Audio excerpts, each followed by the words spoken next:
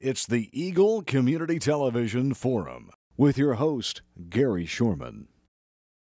Hi everyone, I'm Gary Shorman and this is the Forum on Eagle Community Television. The Forum is brought to you by Hayes Med. Our guest today is heading back to work. He's heading back to work at the Kansas State Legislature. Our guest is Congressman and State Representative Travis Couture, Lovelady. And Travis, good to have you here. You get started right away, don't you? Hey, thanks, Gary. Great to have me on. I appreciate the opportunity to chat with you a bit. I almost called you a congressman there. You know, you are kind of the state representative, so.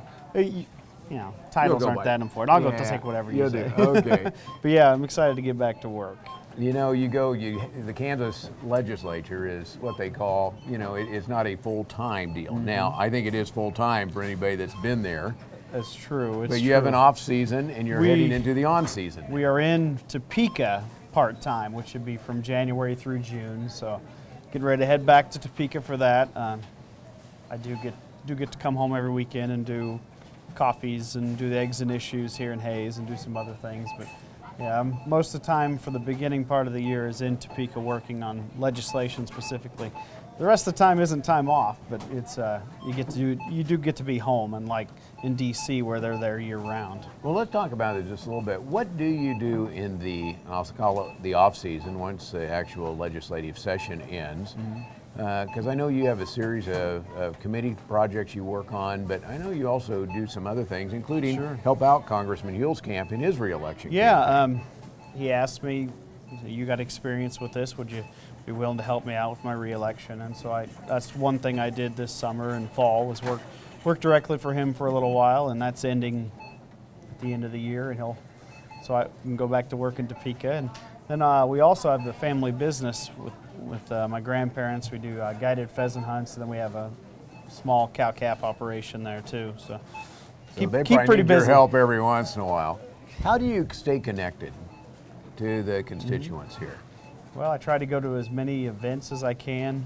I mean, that's a very important part of this. I try to be very responsive, whether it's on Facebook, email, phone calls. I mean, we get all sorts of inquiries and questions, and I think being as connected as I can, responsive as I can, is really important. A lot of folks I know complain that they don't get an email back, they don't get a response when they post something on an elected official's Facebook, and I try to respond as best I can.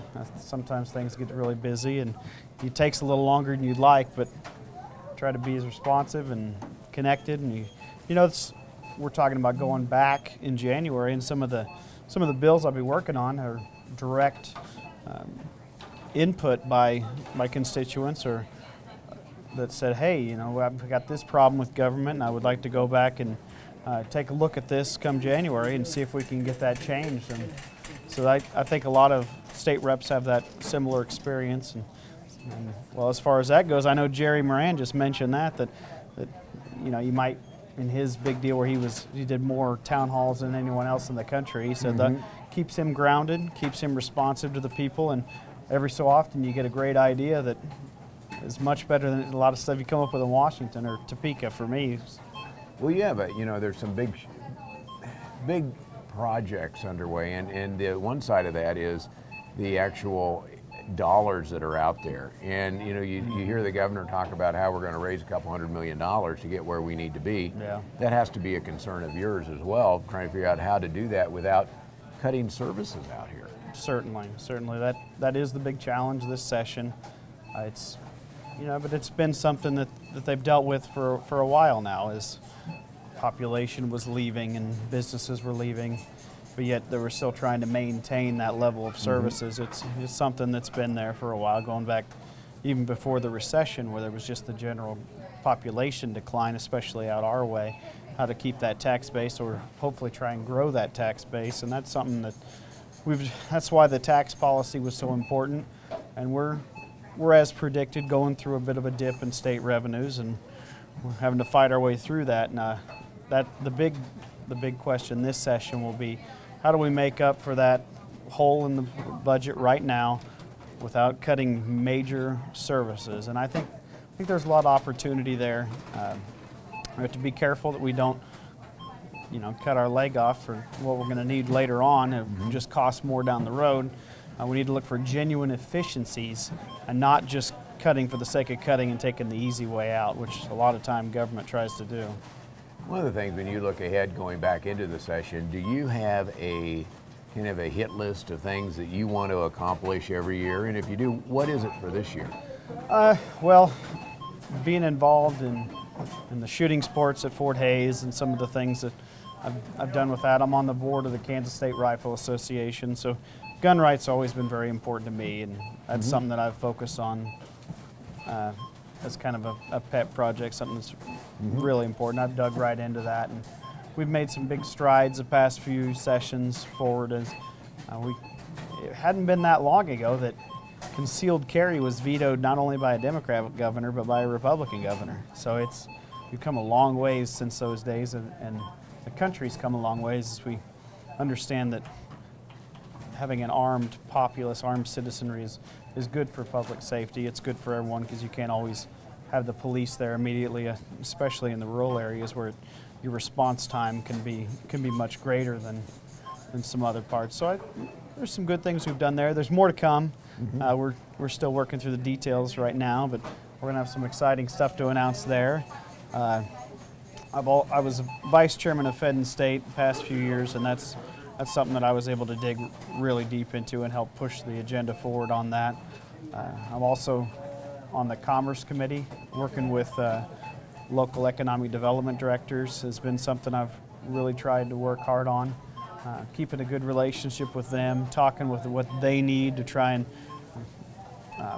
boost business, the small businesses in their communities, and to attract others to come.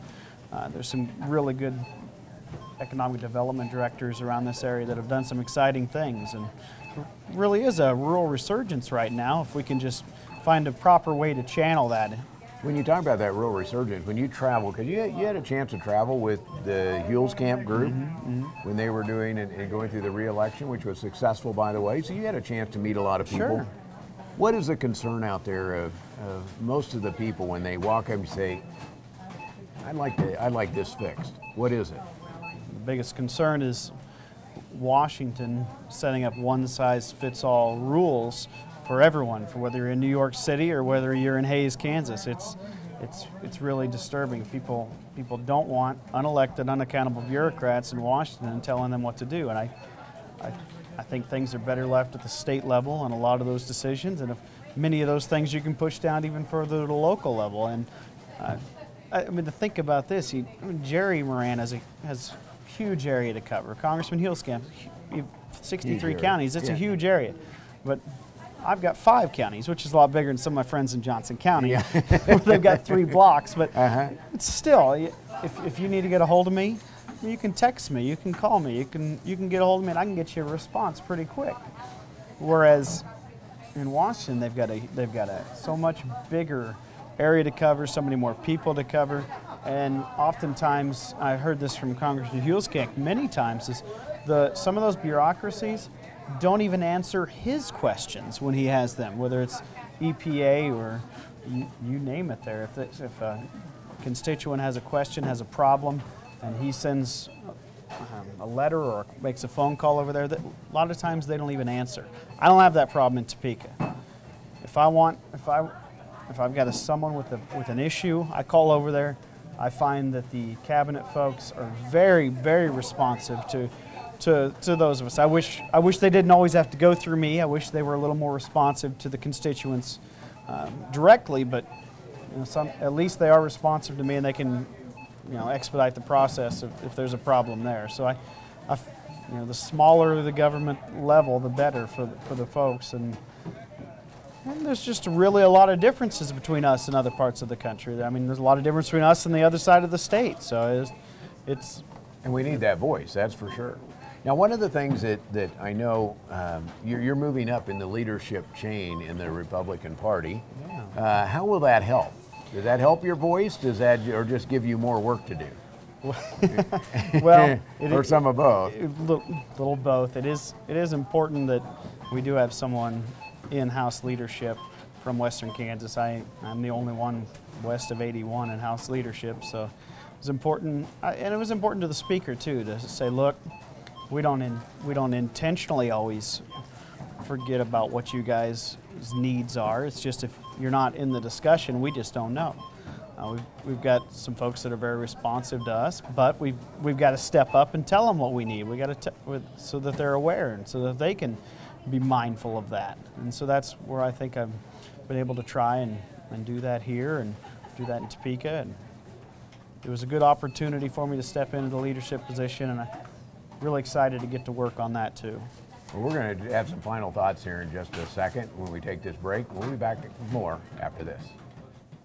Youthful body, tight tummy, smooth facial lines. Greystone Cosmetic and Reconstructive Surgery is here to help you achieve your goals and give yourself the new look you've always wanted. Greystone offers sophisticated surgical and non-surgical cosmetic procedures. With services now available locally, there's no need to wait any longer. Contact Greystone Cosmetic and Reconstructive Surgery at Hayes Medical Center today or online at greystonecosmetic.hayesmed.com.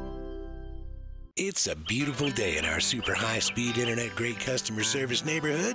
Like you, this is where we live.